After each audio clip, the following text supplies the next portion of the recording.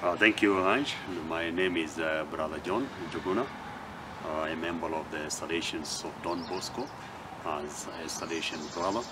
I'm born in Kenya, and for my Salesians life, I have worked in Uganda, here in Rwanda, and currently I'm working in Kenya in the Don Bosco Tech Africa office as the Deputy Director, coordinating different programs.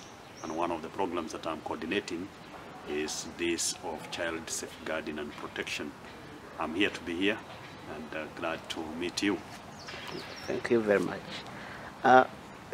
What should a person who first hears the terms child safeguarding and protection, what should he understand? The term is clear because it speaks about child safeguarding and protection. So it goes with the issue of safeguarding the children and protecting them from any kind of abuse.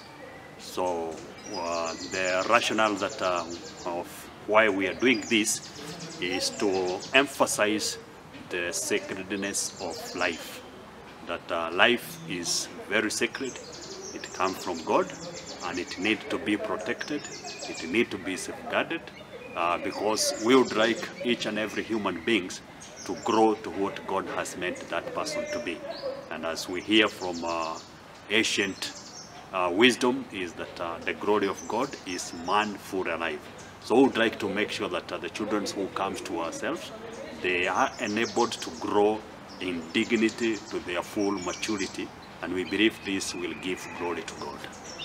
Why is child safeguarding and protection policy important in the Salesian institutions? I would say that it's very important because as Salesian institutions, the cardinal role that we have is to make sure that we nurture the children, the young people who come to us, so that they become good Christians and honest citizens. And if someone is to become a good Christian, then this should be a person who is fully alive.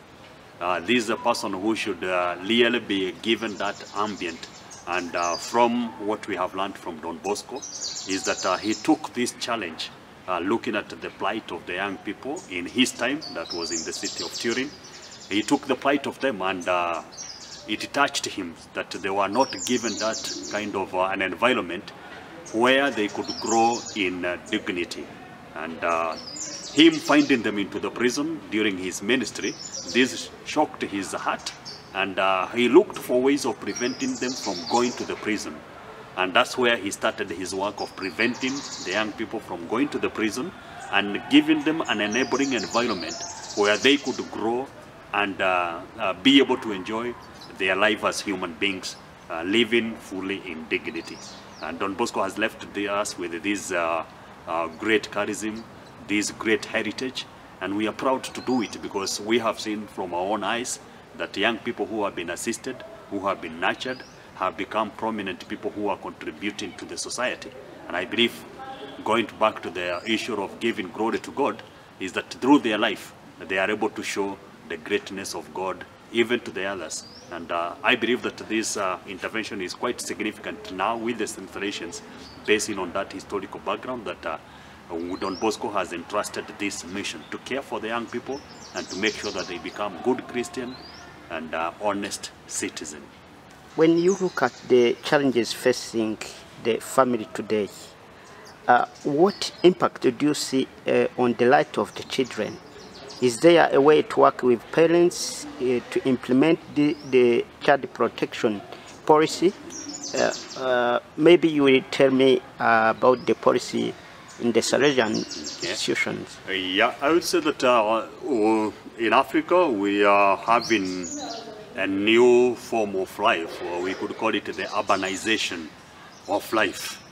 We are moving from that traditional aspect where people used to live in the villages, and we are now finding that both parents are entering into the professional life where the father is working, the mother is working.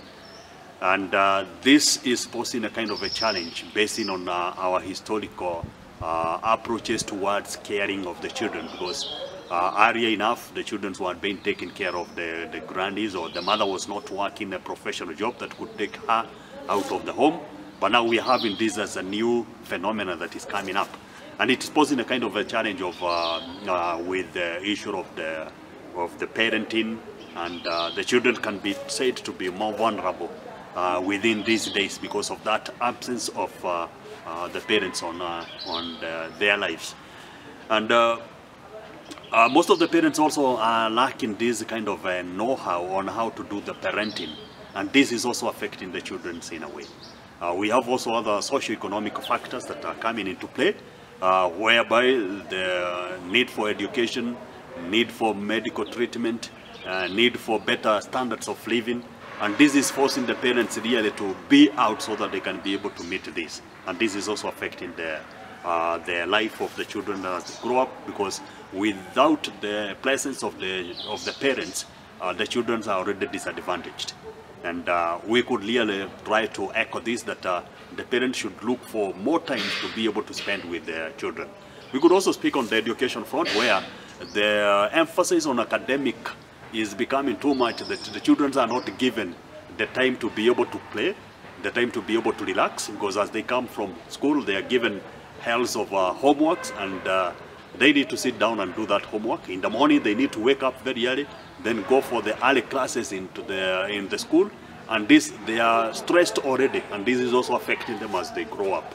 So we would like to say that the intervention that we are bringing up is to emphasize the different kinds of rights that these children have, and they need to be accorded to them, whether it is the parents, whether it is the education, whether it is the state, or whoever is concerned as a stakeholder within this development of the children.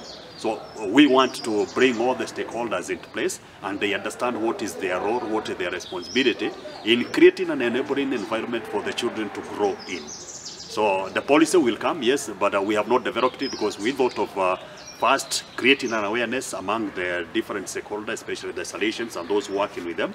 And then after they have understood why we are doing this, we are now going to involve them in developing a policy that fits their own situation. So that will come later, but the policy will be just giving the guidelines on how we can be able to make an ideal environment for the children to grow in. With the general picture, how is a child protected and safeguarded in a Salesian institution based on the research you have done?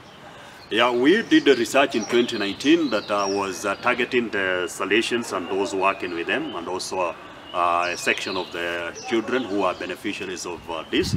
And what was surprising is that the research came out that 84% of the Salesians and those working with them could not be able to detect an abused child, could not be able to detect the instances that can lead to a child being abused. And this was really shocking, because if you're speaking about only 14% who are able to detect this, then we found that this was an alarming situation which needed an intervention. At the same time, the research was quite positive that the preventive system has really helped very much in order to avoid abuse to the children, especially within the Salesian institution. But we still believe that the research also showed that there were some cases of abuse within the Salesian institutions. And this now necessitated us to come up with an intervention. So I will look at it as a very important kind of a step that from that research, if it can be reviewed, it has a lot of information that we can be able to look at it, and we are now using that research because after we found that, one of the recommendations from the research that we should be able to develop a kind of a manual that well explain the aspect of child safeguarding and protection within the Salesian environment.